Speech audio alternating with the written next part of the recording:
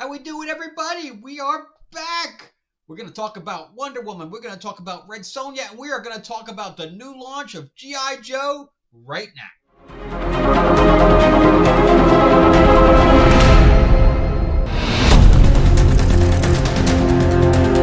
Okay, we are back with episode 30. This time I'm sure that it's 30. With your host, Frank Zanca. I'm an award-winning screenwriter, novelist, and comic book writer. And we are going to be talking about whether these comics make good film and television shows, and a little bit of comic review at the same time. But before we do, you probably want to ask, what kind of comics do you write? And I'm here to tell you that we have Lords of LA. I got this in from the printer. This is 24 pages right now. It's going to be 48, but I have half the book in here already from the printer. So this is what's on Kickstarter right now. This is my vampire mob set in 1950s Hollywood with a special appearance by Marilyn Monroe. And we are fully funded. We just broke our first stretch goal, and now we have issue 1 on there as well. So if you haven't picked up issue 1, you can pick up both issues, and you'll have the entire Lord of Vegas storyline. Of course, we have also a B story that's continuing. But please jump on there if you can. We have the QR code right here, the other side, QR code. We have the link down below in the description, or you can go right to Kickstarter and type in Lords of LA, and it'll come right up. All right, so let's get into it. And if you can support us, please do. I am trying to get to unlock at least probably 3 more stretch goals if possible. So I don't want to talk about this one too much, but this is Wonder Woman #1. Supposedly it's got some extra stuff in here from the 1930s, which was when this was first released. I think it was released at a cover price of like 10 cents. This is a facsimile edition, of course, by Charles Moulton, who was known for creating the lie detector, which is why the lasso ended up being the lasso of truth. Of course, that's not how it is. It's amazing, though, how much of the present Wonder Woman is in this first issue from 1930s. So, of course, it was, I think, Sensational was the first actually appearance of Wonder Woman. So this is actually the first issue of Wonder Woman, but she had been around for a little while already. But you can see the artwork in here is completely different than anything you might have seen in the past. And of course, he was a male feminist, so he had a lot of, showing a lot of female stuff, them reading comics and stuff like that. So this is how comics used to be back in the 30s. There was text everywhere. So you had a 12-page story, and there was probably more text in that 12 pages than in 24 that we have today. But this took me it took me like a week to read this. Because where I normally would read 20 pages in like 15 minutes, I was reading like 3. But yeah, so everything that happens, the beginning, the first story is about,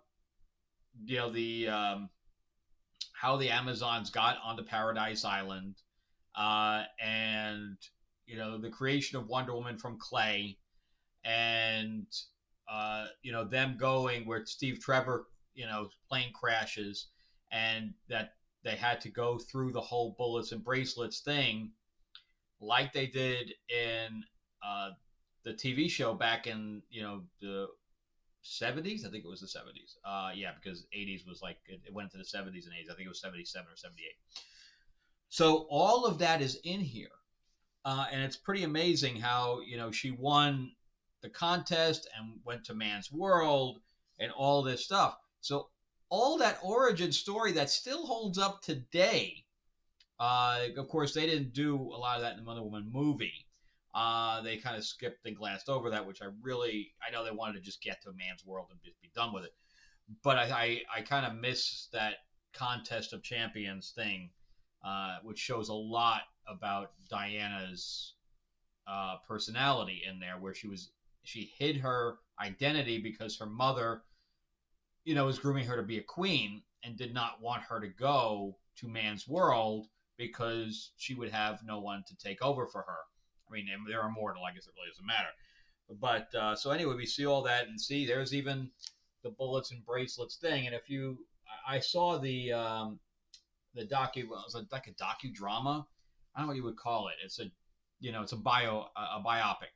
So with oh, I forgot the guy's name from that played Dracula in the most recent movie. Played one of the Musketeers. What the hell's his name? But anyway, so he ended up playing Charles Moulton, and then the girl from Iron Man 3 is who plays his wife, and of course they had a third girl who always wore bracelets, and he took that idea to make Wonder Woman out of. And he was majorly into bondage, so that's where the lasso came from. But in here, the lasso can control people. It's not only a truth thing, and she can actually control people to make them move. But anyway, so that was the whole first story, which again is very close to the origin story that still continues today. And then we have, I don't know what the thing is with the circus, but the very first Avengers had a circus in it, and now Wonder Woman has a circus in it. But this is more of a mystery because she ended up working for Steve Trevor as Diana Prince, and so we have and they even in 12 pages they have a red herring and everything. So I mean, he really made his own little mystery. So somebody's killing all these elephants, and then we find out that it's really, of course, there's people reading this today. They call the Japanese Japs and this stuff, and it's this would not go over today at all. So they pray to the elephant god, and Wonder Woman fakes. Oh, and even Etta Candy is in here. And I knew I would talk too long on this one, but Etta Candy, she actually just eats candy. So she's fat, and they call her Fatty all the time. And they actually have a piece in here where Wonder Woman says, "You should not be eating all that candy. It's not good for you." And she's just like, "Shut up, give me candy." And then her cousin or whatever is called Mint Candy. But anyway, after we find out about who killed all the elephants, then we go into this thing about Florence Nightingale. So the editor of the book wrote this thing, and the editor was female, writes this whole thing about the storyline of Florence Nightingale and how she was part of an affluent family, but left it all behind to go work in the war. And the fact that she was able to clean up hospitals so that the death rate went down because they were constantly cleaning everything. And then we go on to the next storyline. So that's what I'm saying. This thing is huge. This thing's like 70 pages long, and each one of them has dialogue and stuff like that. That's you would never see in today's book. I mean, look at the amount of dialogue there. That would turn almost everybody off nowadays. But anyway, then we get another whole story about, I guess, a female German officer that Wonder Woman caught in prison, and the warden's kids live on the property, and little boy does lassoing work, and meanwhile the German officer has influence over the jail, and she has her own literally underground in solitary confinement. She has this underground throne room. But anyway, so the little boy ends up grabbing the lasso out of her purse, and she doesn't realize it's gone till later. But then she finds it, and she ends up getting captured with it because the Nazi officer has it, and she breaks out, even though she's tied with it and can't break the rope. She breaks the whole pillar apart and rescues the kid that's in the thing, in the little jail cell there, in the doggy jail cell. And they're constantly pitching the bonds, so that they can finance the war, because that's how they finance a lot of the war, is by everybody buying these bonds. So they're constantly in that. And then the last one is about a bullfighter, and it's Etta Candy's going to see her cousin Mint Candy, and he has secrets or whatever else, and this Latino or Latina woman hypnotizes him and has him to give that information. And of course, Etta and Wonder Woman get involved in the whole thing and have to go down to Mexico or whatever to fix this whole thing. And then she has literally lassos the bull and has the bull stand on its head. But you can see on the bottom there, this one, how fat Etta Candy is in there. But it's funny that Etta Candy even exists even today. So yeah. So that's Wonder Woman #1. Of course, this has already been made into a movie, TV show, everything. So it just goes to show you that, Charles Moulton had something there, even though he went, very kinky with it. He liked his kink. And that he was also in a two-woman marriage. Of course, they had their relationship, and the two women had their relationship, and then they had the threesome. So they had a full congruous thing, and then they had children, together that they shared, and it was just, especially back in, the 40s and stuff like that, that it was very scandalous. But anyway, so I had fun reading that. None of that stuff would hold up today. The way they treated all the different types of people would not hold up today. Oh my God, the activists would be all over that. Not that they weren't back then, but for different reasons. So they were more about the kink, the problem with the kink back then. All right, let's get into Red Goblin. I talked too long, but it was 64 pages. I don't want you to tell me about that. It was just very long. So let's get into Red Goblin. So this is the final issue of Red Goblin. This is the story of Normie Osborn, which is Norman Osborn's grandson. Norman Osborn is the Green Goblin, and he has a symbiote, which everybody in the world has a symbiote nowadays. Even Black Widow has a symbiote. They were just way overdoing it. But I found this one very interesting because it's a child that has a symbiote, so it's a little bit different. And of course, he's fighting with Venom in this. And again, this is the last issue. So his mom and his son are looking for him. He's trying desperately to try to get himself separated from Rascal because that is the name of the symbiote. So he tracks down Dylan Brock, because Eddie Brock doesn't have the symbiote anymore. Now it's Dylan. I guess Dylan's younger. I know nothing about that storyline. So he tries to beat up Venom, and of course Venom's like, look, I'm not going to take that again. I took it a couple punches from you. That's about it.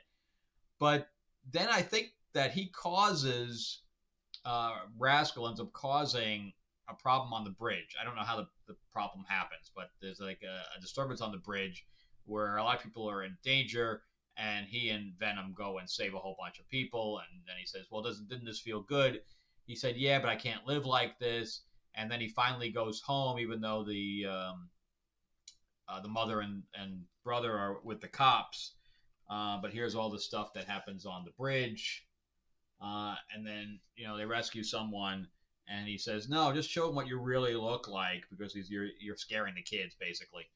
And he changes the mouth, the whole goblin face changes, and the little girl, grabs and says Spidey Man and thinks he's Spider-Man. So yeah, the reason I think that Dylan Brock is younger is because look at that. Things in the way. Look at that. Don't they both look young? I think maybe he's a teenager, but the other kid is, of course, Normie Osborn's like 10. So anyway, so they end up going home, or he goes home after the cops leave, and he and his mom talk, which I thought was kind of cool. But I guess the mom doesn't realize it came in through the window. You would think that Norman would tell the mom, what was going on, but I guess he didn't. And he just stares out the window, and his eyes kind of glow. So I feel like the writer didn't know that this thing was ending until the script was already written. He had to change certain things. That's how it felt. It felt very abrupt. It felt like it wasn't really an ending, and I also felt like it didn't have any closure because 10 issues is weird. I guess it's 2-5. They break it up into two graphic novels of 5 apiece. Normally it's 6. That's why normally it's like 12 issues for a miniseries. But I think that he should have separated from Rascal. That would have been an arc at least. And then if they brought him back, he would, get the symbiote back. But I just feel that without it being separated, that the story had really no bearing. It really had no point. So that was my 2 cents on that. I always said that, I think that Red Goblin should be involved with, because Miles Morales was in this sporadically, that if we do a Miles Morales film, or even we go back to Spider-Man and we just do a symbiote thing, that this character be kind of cool to be as a villain, or at least start as a villain. So I think that character would show up, but he can't stand on his own. It can't be a Red Goblin movie or a Red Goblin TV show or anything like that. He's got to be separated from it. Not separated from the symbiote, but he has to be like a supporting character. All right, so that's my 2 cents on that. But I enjoyed it. But so the answer is yes and no. So he would be in a movie, but it wouldn't be about him. But that's about it. All right, so let's get into Red Sonja. So we're on issue number 5 with this one. This is the storyline of the guy that can mind control people. And he's taking over villages and things like that. He's not really evil, but he's not really good. Especially when he's mind controlling people and things to that effect. He thinks he's doing good. I think that's the way to say it. He thinks like he's doing, but he's not. Meanwhile, Red Sonja's hearing voices, and we find out that the voices that she keeps hearing of a person that's saving her life continuously is Kulan Gath, who is a sorcerer. So we go into the beginning here of Kulan Gath, his origin story, where he ends up poisoning his master, or the guy who was teaching him, because he feels like the guy is weak. Then we get that cool shot of Red Sonja like in the snow, and she's got that coat that's half open. I thought that was a really good idea. We still get the sexy, but we still don't have her running around in a bikini in the snow. So she runs into bandits, and gives them a chance to live, and of course they don't take it, and she kills them all. So I love the action in here. I think it's really good. And then a Hydra type of thing. But it's not really a Hydra because it doesn't grow its heads back. But it's basically a monster. It comes out of the thing, and I guess she can't kill it without killing the heart. I really don't understand how that worked. So she's fighting this thing, and we got some. See how he's got the heart in the jar on the bottom there. And I don't understand how that works. So he continually say, "Oh, you can't kill it because I have the heart in the jar." So all the people that are controlled by this guy have like black stuff oozing out of their eyes, and I guess if somebody tries to attack him, and he just dispenses him.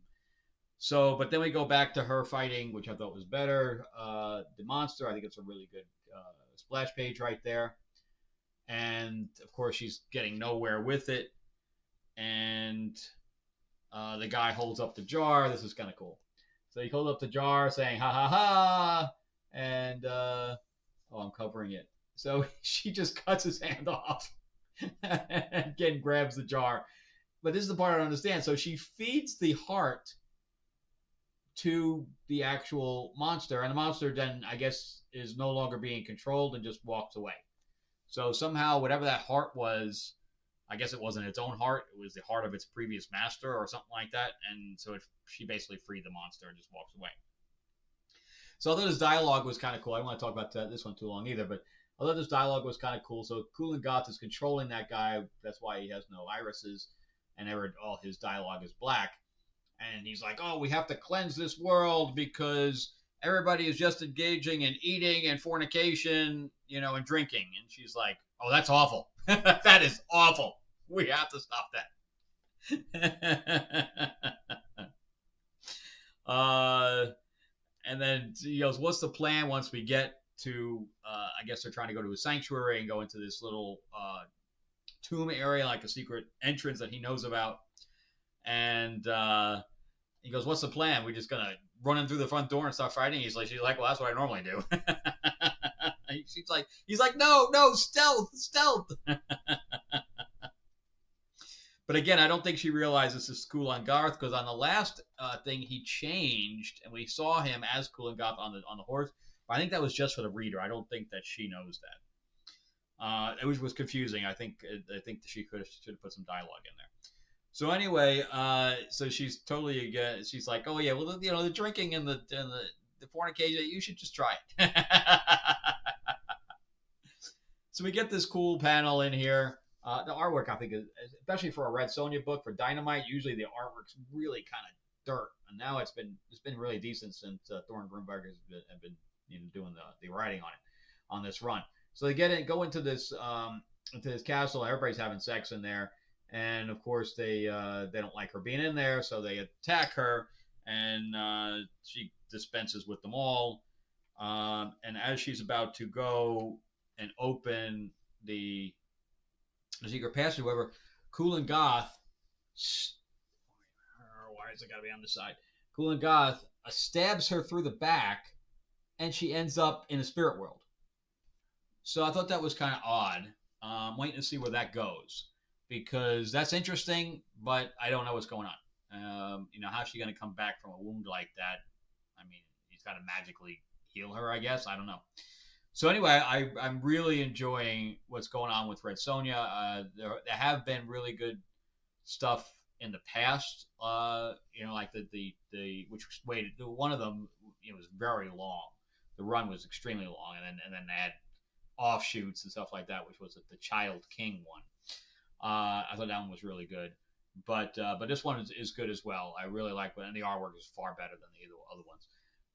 But yeah, so this was would make a good film or tell. I think so. I really like this so far, but you'd have to know. Well, they just do flashbacks of Kulan Gath. That's all. I mean, we're already any kind of reader of Red Sonja knows Kulan Gath, but in the movie you wouldn't. But they just put flashbacks in there. But I like it. It's actually pretty good. All right, so let's talk about the madness. J. Michael Straczynski, who did Babylon 5 and among other television shows. So this story is about a superhero who's actually a super villain. She ended up marrying a guy and having kids with him, but she's a thief. But she has a bunch of superpowers, but she can only use one at a time. So she can either fly or have super strength or be invulnerable, which doesn't make any sense at a lot of times, because a lot of times she's flying through a wall. But if she's not invulnerable, she's mush. It's like that old joke. What's the last thing that goes through a bug's mind when it hits the windshield? Its ass. It'd be like that.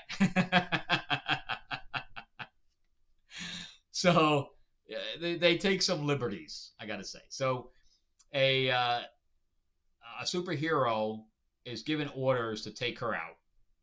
So, and they know that she would hear a plane. So instead, they have a superhero take a bomb and drop it on her house. She's not in there at the time, and her whole family's killed. And then we find out that she has an alter ego, and the alter ego's basically crazy. And now that's what she's turned into, and she's going to wipe out everybody in a big revenge story. So we have the beginning here, which I thought I was confused at first, but after I locked on to what the hell was going on, I thought it was kind of cool, because I didn't realize this, and the artwork is really good in here. I mean, look at that panel there with her face, looks really good.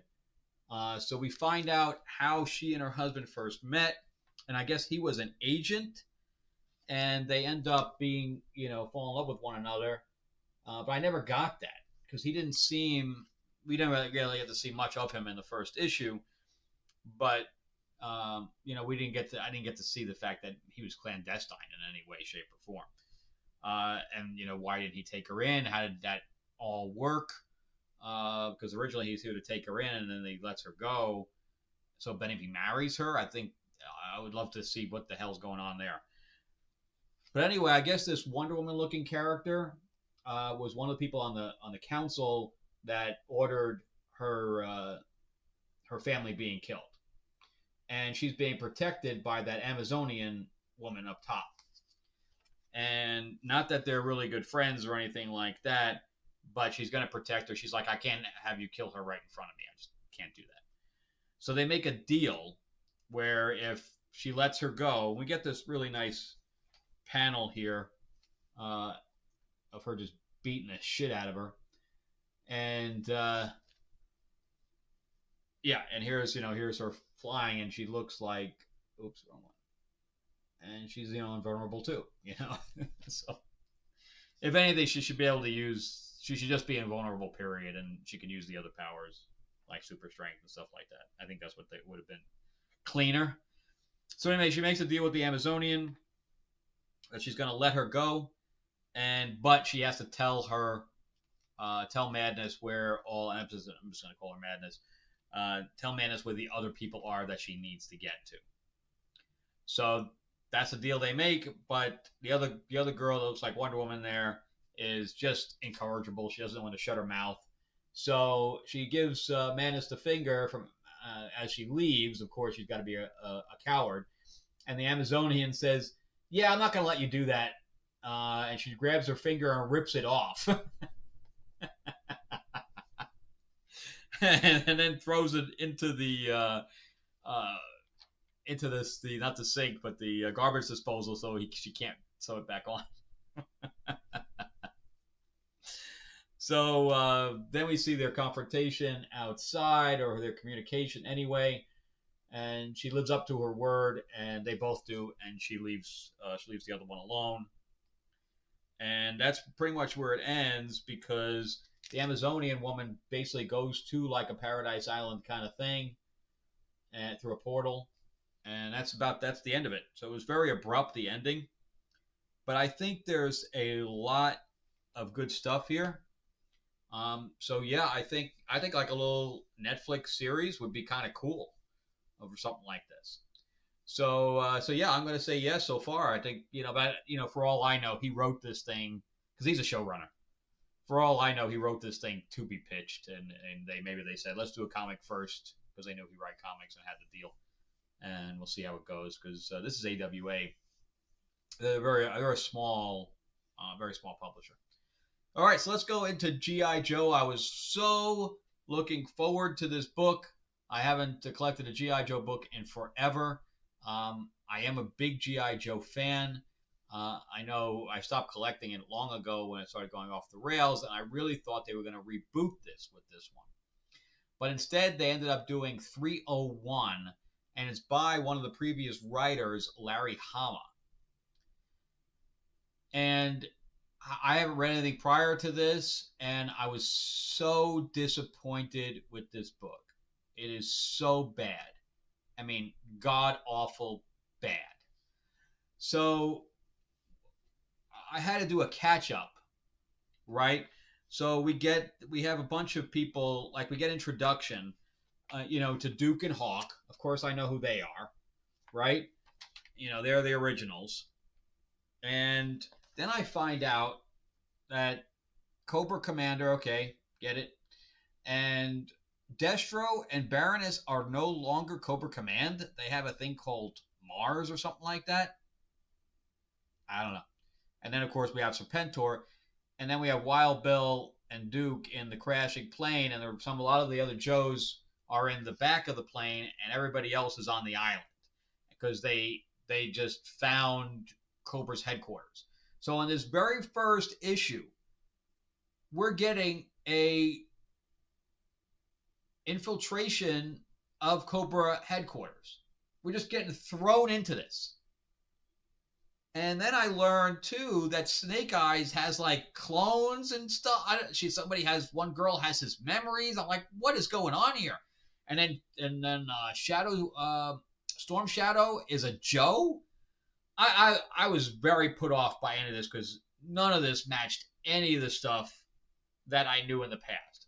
But anyway, they don't want the Joes to, even though they're crashing, to infiltrate the base. So they set off a bomb. Right? So this entire issue is the plane crashing and the bomb ready to go off, and Cobra Commander speeding towards the thing because he doesn't know the bomb's about to go off. So, I mean, the artwork's not bad. I got no problem with the artwork. But we have, plane overhead. We have the Joes going towards, and of course, the base has a big snake on it. I don't know if you can see that from the, they're not trying to hide from satellites, that's for sure. But, I mean, it just keeps going and going and going with nothing happening. Nothing happening. Look at this. I'm halfway through the book, and the plane is still crashing. The plane is still crashing. What are you thinking? So we have like 3 pages left, and the bomb finally goes off. And look what the bomb does. So the bomb doesn't kill Mindbender, and and again, the plane is still crashing. Still crashing. Wow. Wow. So the bomb, when the bomb goes off, guess what it does? It makes everybody in the flesh eating zombies. Yeah, that's where we're going with G.I. Joe on the first issue. We got to go into the trope of zombies. G.I. Joe and zombies. Come on. Come on. This is what we get? After all this hype and everything like that, we get zombies? And then one of the Joes that is connected to Snake Eyes or whatever is like a Snake Eyes clone and whatever else dies. And, I don't care. I just don't care. I don't know that guy. Here is like a list of the Joes, and this is where I found out that, one had the memories, and the other guy, like the guy on the bottom here, Sean Collins, adopted son of Wade Collins, taken under Klanza, took on the Snake Eyes mantle after his death to fool Cobra. What? Who is smoking stuff to do this stuff? Get off it, man. Larry Hama, put it down, bro. Put it down. It doesn't work, man. And you see Storm Shadow. Look at the bottom. Storm Shadow is on the Joe side. See, everybody on top, and then what? See, because this side is Cobra and the other side is Joe's. And then I think Zoran has been around, but everybody's like a derivative of anybody else. So that's Zatanna's girl or whatever else that can also change her face. Yeah, this is trash. This is complete trash. Well, it goes along with the G.I. Joe movies, because the G.I. Joe movies were trash too. Can we not get a good G.I. Joe story? Can we not get it, man? This stuff's been around since, the new rendition of the G.I. Joe / Cobra stuff has been around since the 80s, right? The late 80s, I think, or maybe even mid 80s. And it's been now 40 years, and you can't get a good story out of these people? So I was so excited. I'll get the second issue, and then if it doesn't get any better, you lost me already, man. Lost me in 2-3 issues max. It's sad. It's really sad. So let's recap real quick. G.I. Joe, disappointing trash. The Madness, been decent so far. Kind of liking it. Red Sonja has been really good. I'm not happy about her getting killed and going into a supernatural world. Hopefully that'll close up real quick. Red Goblin would have to be a subplot of another movie, but I like the character. And Wonder Woman, of course, has been done twice now. Twice successfully, if you don't count 84. If you count 84, then maybe 1.5 times. Because 84 was trash. So, all right, and that's it for me. But remember that I have Lords of LA on Kickstarter right now. This is the first issue, and the second issue, half complete, 48 pages apiece, is what they're going to end up at. And go to Kickstarter, go to the QR code, give me some love, all right? And also remember to like and subscribe. I am trying to grow the channel out. And check out my other videos that are going to pop up here as well. All right. Thanks, guys. Have a good night.